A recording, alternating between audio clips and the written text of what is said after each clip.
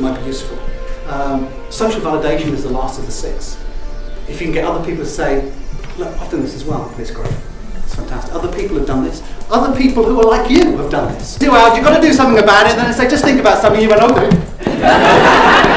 How easy, I tricked you, of course. But it's a great illustration. You've got to get off your proverbial and go blow some candles out. Go do something about it that you reckon you were doing 100% when in fact you weren't. And that, of course, is before you can go up to the end of this room, which is a higher place, stand on your desks. I'm sure there's another floor up here we could go to. That's really thinking outside the box. But actually, when we think we're doing 100%, a bit more, okay. Everybody, pretty much everybody, gave me an extra inch. Okay, a little bit higher. Fantastic, thank you very much. Put the hands down. That's the bit I'm talking about. That's the bit that's really interesting to me. Can people go over and above their approbation of whatever it is that you've done for them? Wow, that was great.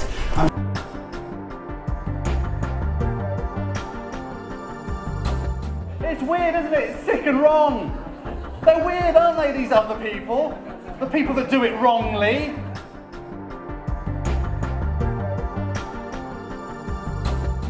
They don't do it wrongly, guys, they do it differently. My job takes me all over the world. I travel a lot. And it gets me to thinking sometimes. Life, as I'm sure you've heard before, can be compared to a bit of a journey. As a UK resident, we can expect to be alive, on average, for just 953 months. That's the UK lifetime. Everything that has to happen, that's important in my life, has to happen between now and about those 953 months. What are you doing about it? We haven't got long. We need to get on with things. What I thought you and I could do, go down the pub, have a few more drinks, and then you can sort my arm out. What do you reckon? We're talking about your perception of the world, which is unique to you because you've grown up the way you've grown up. You've had the experiences that you've had. Your perception is down to what your brain makes sense of the world.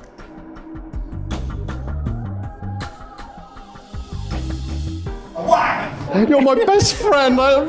It's fun. It's not fair. You may be sitting there thinking, how the hell can you make a decision based on such a small amount of information?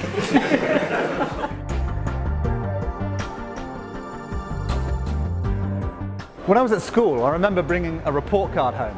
And the report card said something along the lines of, Andrew has got to understand that he will never, ever make a living just from talking.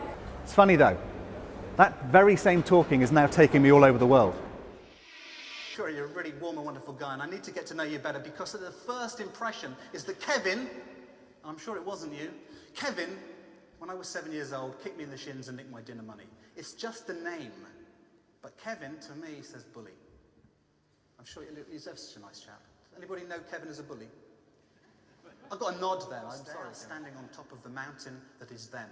You are standing on top of the mountain that is you. It's a separate mountain, ladies and gentlemen. Their map, their view of the world is by definition going to be different to yours. They will be able to see things that you cannot, especially metaphorically if their mountain is in a different range to you. So what is it that they're seeing that you're not? That up until now you'd have said, well, they're wrong. They're not. Think of your opposite colour in this way. Think of your opposite colour as a cog to you. The people that you get on with most difficult might be your opposite cog. And a cog characteristically goes up and down this way and down and up that way. And when they come together and they work perfectly, the machine is incredibly efficient. If they don't, they rub against each other. Each other, not just one, and both of them will wear out such that the machine no longer works. Just that little bit of alignment, that little tiny bit of alignment and knowledge to go click in. Your opposite colour perhaps is your best ally.